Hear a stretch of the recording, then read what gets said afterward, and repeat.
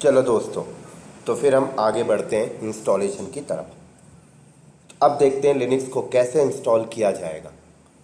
Right. तो installation start करने से पहले मैं थोड़ा सा बेसिक चीज़ें आपको शेयर कर दूं। देखो, लिनक्स को इंस्टॉलेशन करने के लिए आपके पास मल्टीपल्स वे। फॉर एग्जांपल, ये मान लो आपका कंप्यूटर है, ये आपका कंप्यूटर है। थोड़ा सा डीप में समझाना चाहता हूं मैं आप लोग को। ये आपका कंप्यूटर है।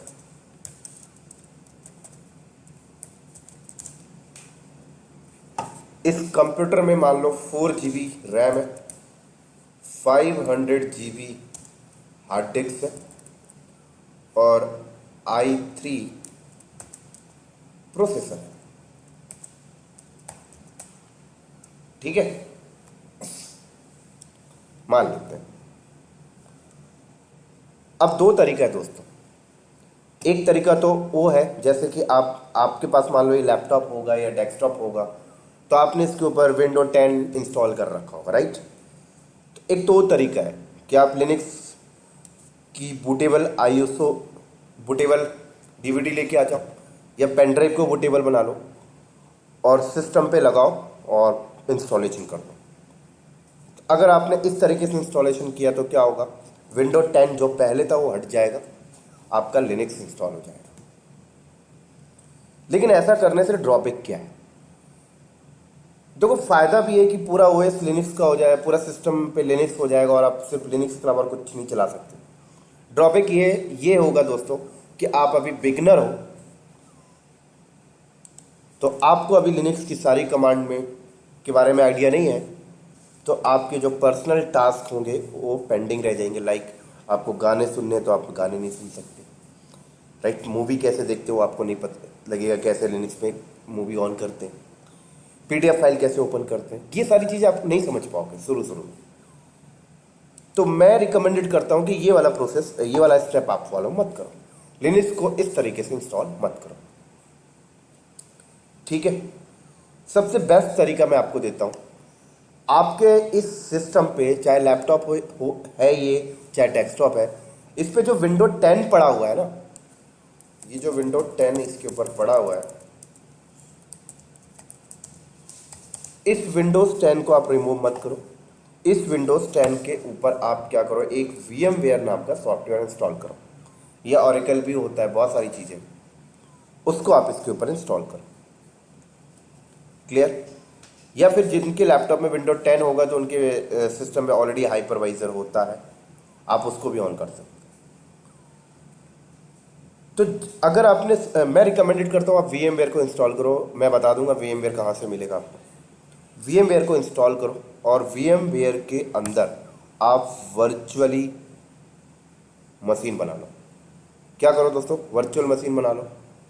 राइट। जैसे कि आपके पास फिजिकल 4 GB रैम है तो आप 1 GB रैम दे दो। राइट। हार्ड डिस्क 500 GB है, 20 GB हार्ड डिस्क दे दो।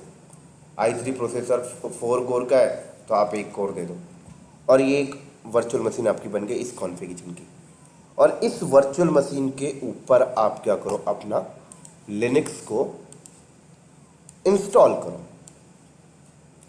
तो इससे बेनिफिट्स क्या होगा कि विंडोज़ भी आपका चलता रहेगा, और जब आपको लिनक्स पे प्रैक्टिस करनी तो लिनक्स भी आपका चलता रहेगा।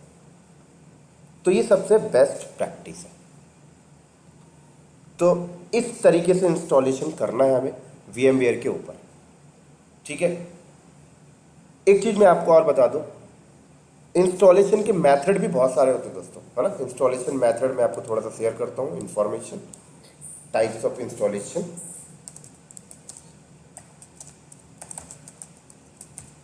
तो अगर मैं टाइप्स ऑफ इंस्टॉलेशन की बात करूं तो 2 टाइप के इंस्टॉलेशन होते हैं दोस्तों, मेथड होते हैं। एक होता है लोकल इंस्टॉलेशन,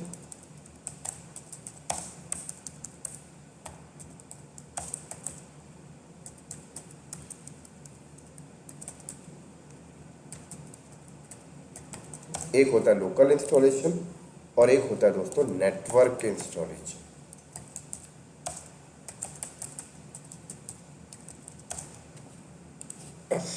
दो टाइप के मेथड होते हैं। अब देखो लोकल इंस्टॉलेशन और नेटवर्क इंस्टॉलेशन क्या होता है मैं आपको बताता हूँ। जैसे कि ये सिस्टम है, ठीक है। अब इसमें मुझे ओएस इंस्टॉल करना है, चाहे रेल 7 हो चाहे विंडो कोई भी हो। तो लोकल इंस्टॉलेशन अगर मुझे करना चाहता हूँ तो मुझे डीवीडी होना चाहिए मेरे पास। लोकल इंस्टॉलेशन में क्या क्या आता है, डीवीडी आ जाता है, सीडी आ जाता है, पेन ड्राइव आ जाता है, राइट। तो ये मीडिया के थ्रू हम लोकल इंस्टॉलेशन करते हैं। लेकिन अगर यहाँ पर डीवीडी और पेन ड्राइव इस सिस्टम पे नहीं लगता तो कैसे इंस्टॉलेशन करेंगे? तो वहाँ पर दोस्तों हम नेटवर्क इंस्टॉलेशन को यूज करते हैं। और कंपनी क्या करती है, नेटवर्क इंस्टॉलेशन यूज़ करती है, क्योंकि उनके पास 500 सर्वर्स हैं, 1000 सर्वर्स हैं। तो वो लोग क्या करते हैं, सारे सर्वर पे जाकर पेन ड्राइव लगा कर इंस्टॉलेशन नहीं करते। वो लोग क्या करते हैं, नेटवर्क इंस्टॉलेशन यूज करते हैं। लेकिन नेटवर्क इंस्टॉलेशन करने से पहले आपको कुछ टास्क परफॉर्म करने पड़ेंगे। लाइक क्या, आपको पहले यहाँ पर एक सर्वर बनाना पड़ेगा।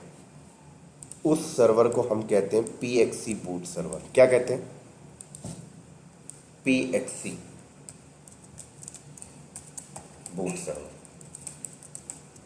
ये पीएक्सी बूट सर्वर क्या करता है, हम आईएसओ इमेज को इस सर्वर के अंदर अपलोड करेंगे। जो भी होगा, लाइक मैंने यहाँ पे लिख दिया RHL7 ISO image pen drive में ना होकर इस सर्वर पे हम अपलोड कर देंगे। इस सर्वर पे अपलोड करके इस सर्वर के अंदर हम एक सर्विस रन करेंगे, NFS या फिर FTP या फिर अपाची। इनमें से कोई भी एक सर्विस को सेलेक्ट करके हम इस आईएसओ इमेज को शेयर करेंगे, राइट। उसके बाद हमें क्या करना होगा, ये हमारा एक स्विच होगा, हमारी कंपनी का नेटवर्क का स्विच होगा। तो हम क्या करेंगे दोस्तों, इस सर्वर को किसी भी पोर्ट से कनेक्ट करेंगे और इस सर्वर के ऊपर हमारा DHCP भी चलता रहेगा, या फिर DHCP कहीं और चलता रहेगा, लेकिन बाइंड करेंगे हम, ठीक है। और फिर जाके पीएक्सी बूट सर्वर यहाँ पे कॉन्फ़िगर होगा लास्ट में। देन उसके बाद हमारा ये सिस्टम लैन केबल के थ्रू कनेक्टेड होगा यहाँ इनमें से किसी एक पोर्ट के साथ। उसके बाद हम इसको रिबूट करेंगे और रिबूट करके हम इसको लैन कार्ड से बूट करेंगे। तो जब हम इसको लैन कार्ड से बूट करेंगे तो ये क्या करेगा, यहाँ से आईएसओ इमेज को पिकअप करेगा और इंस्टॉलेशन स्टार्ट कर देगा, कोई डीवीडी की जरूरत नहीं। तो ये इसको कहते हैं दोस्तों हम नेटवर्क इंस्टॉलेशन। तो फिलहाल हम अभी ये वाला मेथड नहीं करेंगे, अभी हम लोकल इंस्टॉलेशन करेंगे। अभी क्या करेंगे, हम लोकल इंस्टॉलेशन करेंगे। तो लोकल इंस्टॉलेशन के लिए क्या क्या चीज़ चाहिए, VMware चाहिए, राइट। ये VMware मैं आपको बताऊंगा इंटरनेट में कहाँ से मिलता है। और हमें लिनक्स की आईएसओ इमेज चाहिए, राइट। तो मैं आपको बताऊंगा, आईएसओ इमेज भी बता दूंगा। तो अभी ये तो थ्योरी का वीडियो था, और इसके बाद इसको थ्योरी को यहीं पे स्टॉप करता हूँ और लैब में आता हूँ, फिर इंस्टॉलेशन करते हैं। तो चलो बाय बाय।